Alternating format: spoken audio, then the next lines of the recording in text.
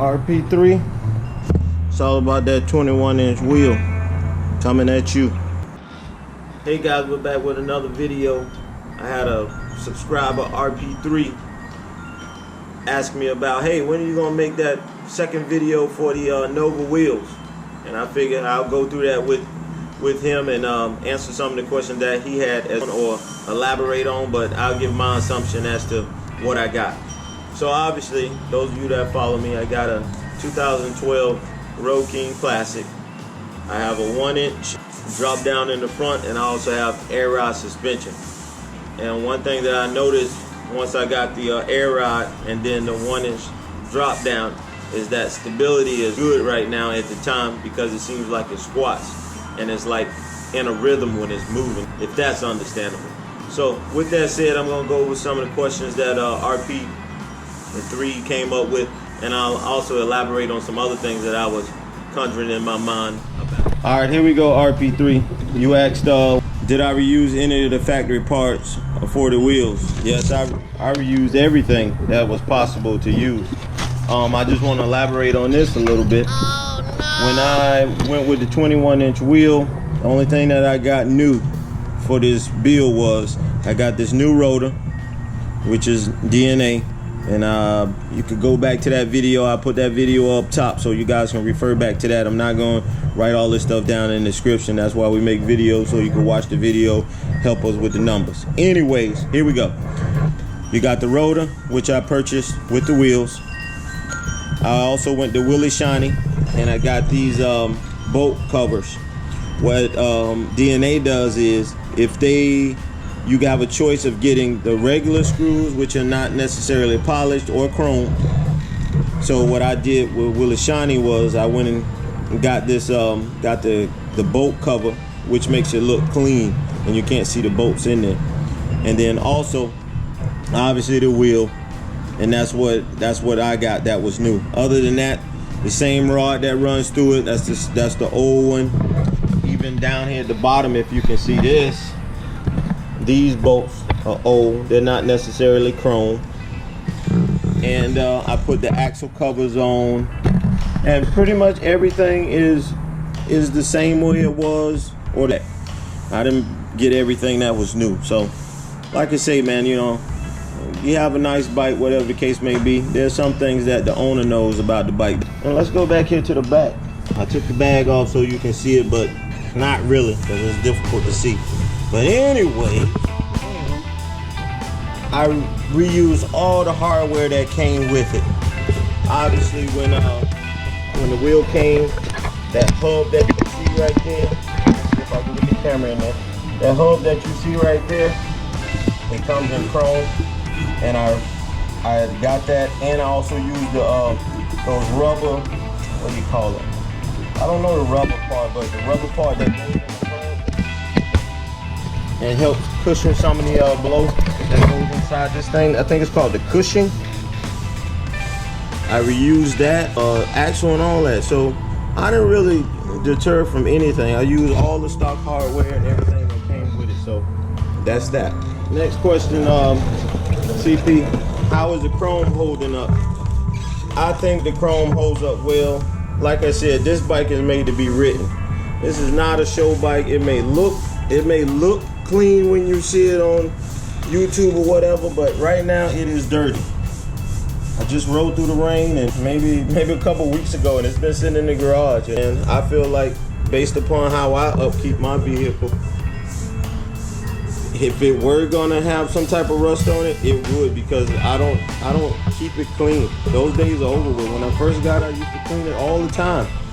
Now, when I feel like it, and I don't know if the camera does justice to what it looks like now, but it looks like it's been run through the rain, and it has all kind of grime on it. And I'll even give you a close up. You can't see any rust on that. There isn't any rust. You know, another thing, it seems like I'm talking to you personally, CP, but at the end of the day, you know, you get these people that come out here with Harley, and they say, USA made, USA made. Listen, man, I just wanted to look good on my bike. I don't care nothing about who made it, as long as it's durable and it looks good on my bike, it is what it is. Everybody can do their own thing with their bike. So let's go back to the back and I'll show you that. I'll try to give you a little close up on that. I don't know if you can. It's kind of shaded because I have the bag on, but I'm telling you, even the back wheel, which I don't necessarily clean all the time, every once in a while I'll take the back wheel off and just clean it just to get a good clean on it. So it is what it is. Here we go. Another thing you asked too, how are those Shinkos holding up? I've been taking videos periodically, which that video will come out. I'm not going to make that video until I actually change them. Personally, sitting here right now, if you know anything about wheels, normally when your wheels start to get a little high-low, it'll go back and forth. One side will be high, one side will be low, and you'll be able to feel it. Right now, it still feels fairly smooth, and that's been roughly, I want to say, approaching 20,000 miles. I like the wheels.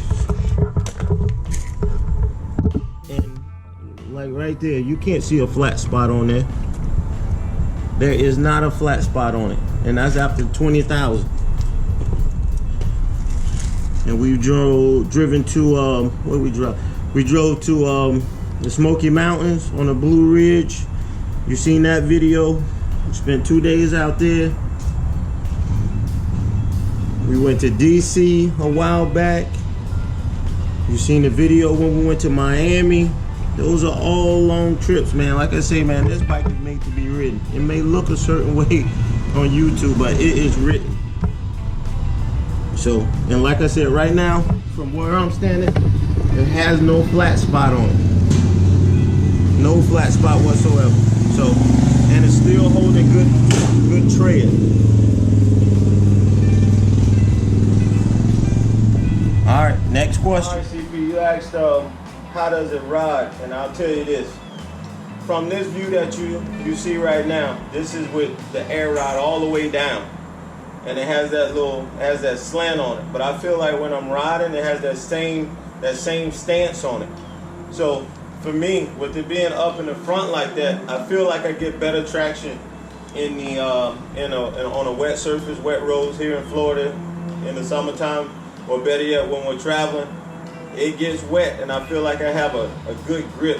A while back when I first put the tires on, dude, I was probably riding like 80 miles an hour in a downpour, and I mean a downpour. So I feel like these Shinko wheels, they're real sticky, man. They do a good job. I don't know anything about the Dunlops and the Michelin and all them other ones, but I just feel like these Shinkos is pretty much the only thing I run, and they're like $100 for each tire. So here we go. I'll raise it up. I'll give you the idea. This is the air ride, and on my particular air ride, I like to ride on PSI of 50, and the PSI to me that's like soft. So I'll let it down. I have RPIII air ride, and I got them because every big rally we go to, they're always there. So I know it might not get fixed in the moment, but when there's a rally, I know I can pretty much depend on them being there. And if I have any problems, keyword if I have any problems, I've only had one problem, and that problem was due to my mechanic pinching the air ride cord or hose or whatever, and it wouldn't pump up all the way. And then I figured that out on my own, so I didn't necessarily need to go to RPIII. But anyways, here we go. I like to ride the bike at 50 psi because for me, with me on it, I'm probably like 230, and when I'm riding around bouncing down the road, it has a soft recovery. Now when my wife gets on here, we're probably like, I'm 230. When she gets on, it's probably like 600 or something. So with her, with both of us, you know, I put it on 60, and it's a nice cushion ride. And I tell this to the people that get air ride. You have an option to get the basic air ride, and you also have an air ride that has a reservoir that kind of dampens the ride. But this is my thing. With the one that doesn't have it, the cheap one, you can still get the same feeling. But when I'm riding at 50 psi, I just feel like it's a softer ride. And also too, with that 21 on the front, I feel like it's a little heavier in the front. But most of the times when I'm riding without any hands. And when I'm cruising, I can switch lanes and all that with no hands. And I just feel like with that 21, it's much heavier in the road. And obviously what you're driving is going to stand upright anyways. So with that wheel being bigger than it is, to me it tracks very well. When I had the 18, whatever size it was, it just seems like it always wants to weave on you. But with the 21, to me, it's a straight ride. Yeah, when you're making turns, it's going to be wider. Yeah, when you're trying to avoid something in the road, it's not going to be as quick or agile. But at the end of the day, to me, it's not necessarily having a 21. It's a certain look that I'm looking for. Because if you want to play it safe, you can always go with the stock wheel, play it safe, and go that route. But it depends what everybody has their own image of what's cool and what is not cool. So that's just something to keep in mind. All right, with that said, man, I believe I answered all 4 of your questions. Hopefully I clarified them for you. And got any other questions, any concerns, just leave them down in the box. Eventually I'll get to them and we'll talk about it. So with that said, man, I'm signing off. And until next time, maybe one day you will see things differently. Talk to you later. Bye.